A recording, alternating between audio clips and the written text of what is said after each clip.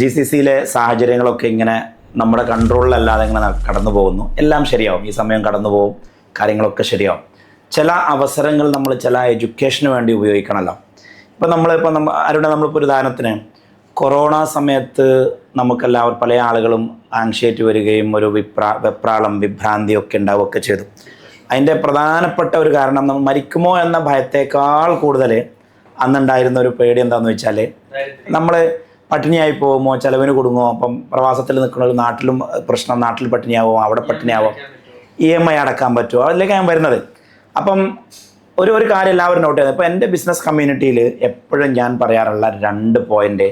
ഒന്ന്, നമ്മൾ EMI കൊണ്ട് ഒന്നും എടുക്കരുത്. നമുക്ക് ക്യാഷ് ഉണ്ടെങ്കിൽ നമുക്ക് കാർ എടുക്കാം, നമുക്ക് വീടെടുക്കാം, ഒക്കെ ചെയ്യാം. പക്ഷെ EMI കൊണ്ട് എടുക്കരുത്. അതുപോലെ തന്നെ മറ്റൊന്ന് പറയാനുള്ളത്, ബിസിനസ്സിന് നമ്മൾ ബാങ്കിൻ്റെ ഫണ്ട് എടുത്തിട്ട്, ബാങ്ക് ലോൺ എടുത്തിട്ട് നിങ്ങൾ ബിസിനസ് ചെയ്യരുത്. ഈ 2 കാര്യങ്ങൾ പറയാറുണ്ട്.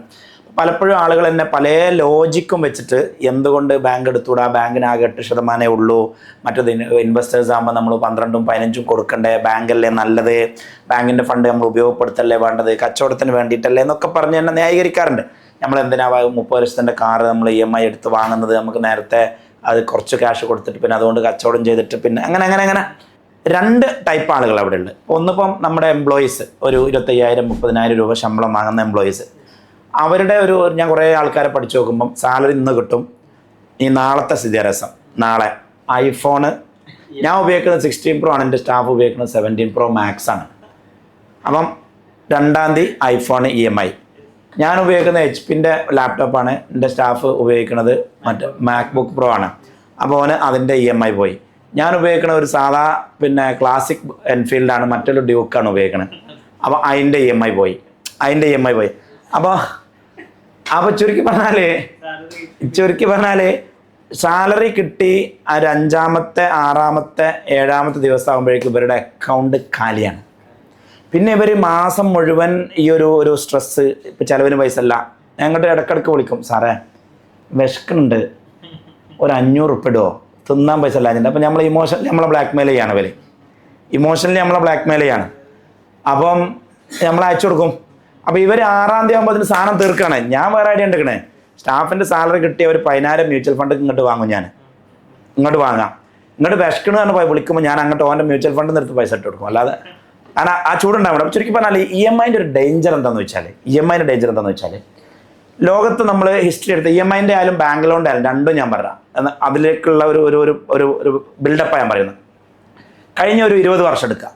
20 വർഷം മാർക്കറ്റ് എന്ന് പറഞ്ഞാൽ അപ്പ് ഡൗണ്. നമ്മൾ അതിൻ്റെ ഇടയ്ക്ക് എന്തൊക്കെ കണ്ട്, നിപ്പ കണ്ട്, കൊറോണ കണ്ട്, റിസഷൻ കണ്ട്, ഫ്ലഡ് കണ്ട്, ഇപ്പോൾ വാറ് കണ്ട്, അങ്ങനെ അതിൻ്റെ ഈ ദുനിയാവിൻ്റെ ഒരു പ്രശ്നം എല്ലാ 3 to 5 ഇയേഴ്സിലും എന്ത് വരും, എന്തെങ്കിലും ഒരു കുന്ത്രാണം വരും. അത് വരെ ദുബായിൽ ആരോ പറഞ്ഞാൽ നമ്മളിങ്ങനെ സെറ്റായി വരുമ്പോഴത്തേന് അടുത്ത വാറ് വരും, അവരൊന്ന് സെറ്റായി വരുമ്പോഴത്തേന് അടുത്ത റിസഷൻ വരും. അപ്പം അങ്ങനെ എപ്പോഴും ഒരു 3 ഇയേഴ്സിൽ എന്തെങ്കിലും ഒരു കുന്ത്രാണം വരും എന്ന് ഉറപ്പാണ്. കാരണം നമ്മൾ കഴിഞ്ഞ 20, 30, 40, 50 വർഷം പരിശോധിച്ചാൽ നമുക്ക് കാണാൻ പറ്റും. പക്ഷെ നമ്മൾ ചിന്തിക്കണത് ഇന്ന് കിട്ടുന്ന ഈ ശമ്പളം ഇതേപോലെ, അതിൽ ചിലപ്പോൾ ഇനിയിപ്പോൾ ഒന്നും വന്നില്ല, നമ്മൾ ആരോഗ്യം പോയാലും മതിയല്ലോ, നമുക്കൊരു ഹോസ്പിറ്റൽ കേസ് വന്നാലും മതിയല്ലോ, ഒരു ഛർദി വന്നൊരു വയറ്റുനോക്ക് വന്നൊരു മുഴ വന്ന എന്ത് വന്നാൽ പഠിച്ചവൻ കാക്കട്ടെ. പറഞ്ഞു വരുന്നത് ഈ EMI-ൻ്റെ ഒരു പ്രശ്നം നമുക്ക് എക്സ്ട്രീം സ്ട്രെസ് തരുന്നുണ്ട്. ഈ സാധനം സ്ട്രെസ് അല്ലേ? സത്യം പറയും, മാസത്തിൽ സാലറി കിട്ടിയിട്ട് നീ ഹാപ്പിയാണോ? ഹാപ്പി അല്ല. വൈ? എന്ത് കിട്ടിയിട്ടും കാര്യമില്ല. അത് കിട്ടിയ ഷും എന്ന സാധനം പോവും. അപ്പം നമുക്ക് സാലറി കിട്ടുന്നത് തന്നെ സ്ട്രെസ്സാണ്. എന്തുകൊണ്ട്? അത് ബാങ്കിന് കൊടുക്കണമെന്നുള്ള പ്രാഗി പറഞ്ഞിട്ട് നമ്മൾ ബാങ്കിന് കൊടുക്കാം. നമ്മൾ അതിനിടയ്ക്ക് ഐഫോൺ വാങ്ങിയ കാര്യം എന്താക്കണില്ല, നമ്മൾ മറക്കുകയാണ്. പക്ഷെ പ്രാഗി പറഞ്ഞ് ബാങ്കിന് കൊടുക്കാം. പിന്നെ നമുക്ക് അങ്ങോട്ട് ചിലവിന് പൈസ ഇല്ല, സ്ട്രെസ്സാണ്, ആങ്ഷൈറ്റിയാണ് ആകെ. അപ്പോൾ ത്രൂ ഔട്ട് ദ മന്ത് നമ്മൾ ആക്ച്വലി ആങ്ഷ്യസ്, സ്ട്രെസ്ഫുൾ, ഒരു സന്തോഷമില്ലാതെ ഉറക്കമില്ലാതെയാണ് പോകുന്നത്. നേരെ മറിച്ച് ഒന്ന് ആലോചിച്ച് നോക്കി, ഈ EMI-ക്ക് പകരം നമ്മൾ ഫോൺ ഈ വർഷം വാങ്ങുന്നില്ല. നിൻ്റെ സാലറിയിൽ നിന്ന് 10,000 മാറ്റി വെക്ക്, എന്നിട്ട് മ്യൂച്വൽ ഫണ്ടിലിട്. അപ്പം 1,20,000 രൂപ, അതിനൊരു 15% ഗ്രോത്ത്, അപ്പോൾ 1,45,000 രൂപ ഫോർ എക്സാമ്പിൾ, അല്ലെങ്കിൽ 30,000 രൂപ, 40,000 രൂപ. അപ്പോൾ നിൻ്റെ കയ്യിലിപ്പോൾ 1,40,000 രൂപയുണ്ട്. അതിൽ നിന്ന് നീ 40,000 എടുക്ക്, എന്നിട്ടൊരു ഫോൺ മേടിക്കുക. ഐഫോൺ അല്ല, ഒരു നല്ല ഫോൺ മേടിക്കും. 40,000-ൻ്റെ അടിപൊളി ഫോൺ മേടിക്കും. അത് ഉപയോഗിച്ചാൽ പോരെ? സാംസങ്ങിൻ്റെ അടിപൊളി ഫോണോ അല്ലെങ്കിൽ ഏതെങ്കിലും ഓപ്പോയുടെ ഏതാ നല്ല ഫോൺ? ഷവോമിൻ്റെയോ ഏതെങ്കിലും നല്ലൊരു ഫോൺ ഉപയോഗിക്കും, ആവശ്യത്തിന് മതിയല്ല സാധനം. എന്നിട്ട് ഈ 1 ലക്ഷം അടുത്ത വർഷം വീണ്ടും അടുത്ത വർഷം സെയിം സാലറി കൂടുമല്ലോ.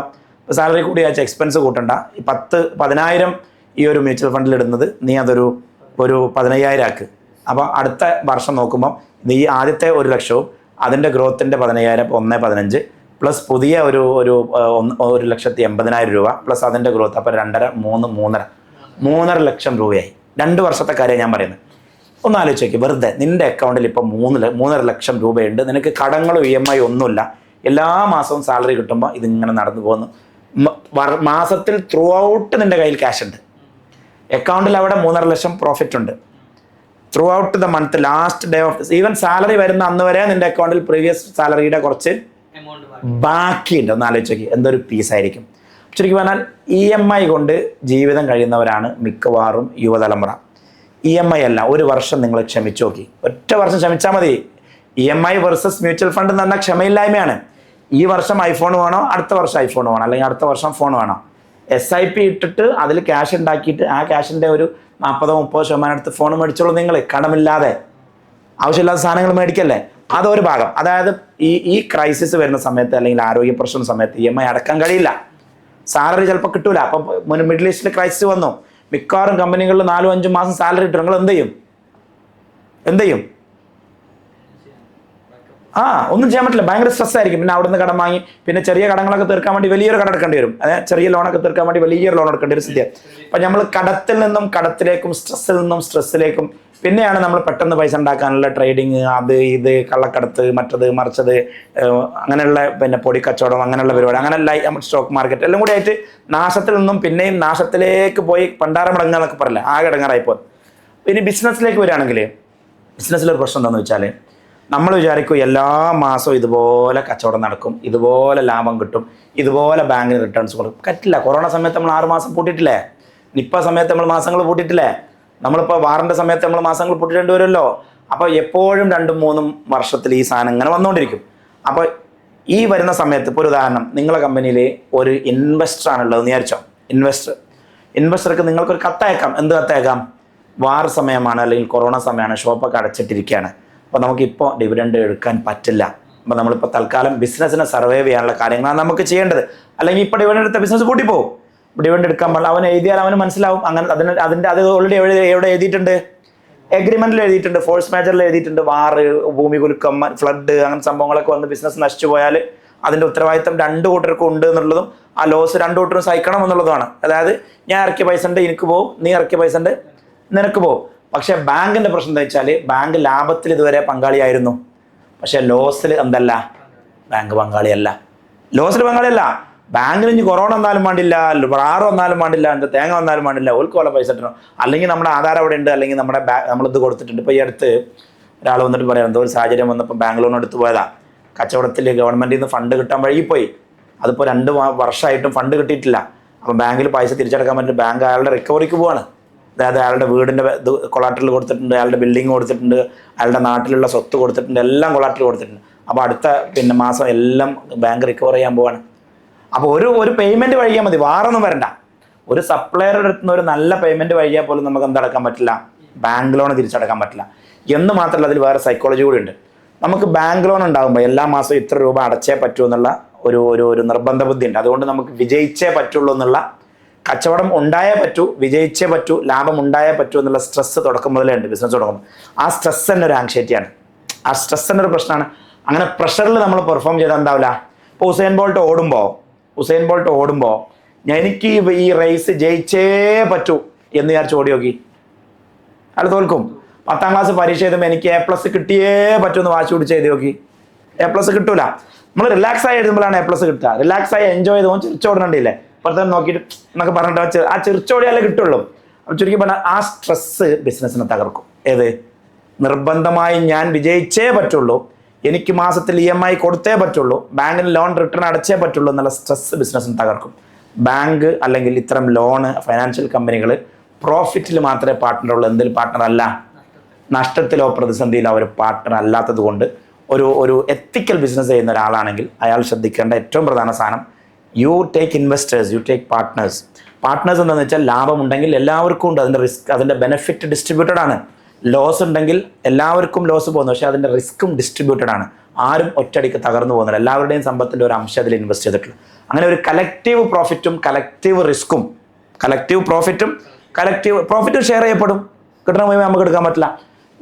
ലോസും ഷെയർ ചെയ്യപ്പെടും. എല്ലാ നഷ്ടവും നമ്മൾ വഹിക്കേണ്ട, എല്ലാവരും ഡിസ്ട്രിബ്യൂട്ട് ചെയ്യും. അപ്പോൾ ആർക്കും ഒരു നഷ്ടമില്ലാത്ത ഒരു പ്രോസസ്സാണ് ബേസിക്കലി ഇൻവെസ്റ്റ്മെൻറ്റ് എടുക്കുക. അപ്പം എംപ്ലോയീസ് ആണെങ്കിൽ EMI ലൈഫല്ല, SIP ലൈഫിലേക്ക് പോവുക.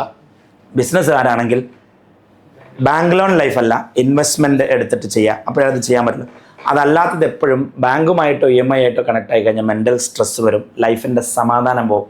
ഏറ്റവും വലിയ സമാധാനം ഞാൻ മനസ്സിലാക്കിയെടുത്തോളം, ഞാൻ മനസ്സിലാക്കിയൊരു സമാധാനം പറയട്ടെ ഷബീറ, ഏറ്റവും നല്ല സമാധാനം എന്താ? ഒരാളെ സാമ്പത്തിക മാറ്ററിൽ പറയുകയാണെങ്കിൽ ഏറ്റവും കൂടുതൽ സമാധാനം ഇടുന്ന വരിക ഒന്ന് ഫാമിലി, അതല്ല സാമ്പത്തിക മാറ്ററിൽ പറയുകയാണെങ്കിൽ കടമില്ലാത്ത ജീവിതം. 10 പൈസ കടല്ല. ഒരാളിങ്ങനെ സമാധാനം ഇരിക്കുമ്പോൾ നമ്മൾ പറയില്ല, ഒരു ഇരിപ്പുണ്ടല്ലേ, 10 പൈസ കടല്ലാത്ത ഇരിപ്പ്.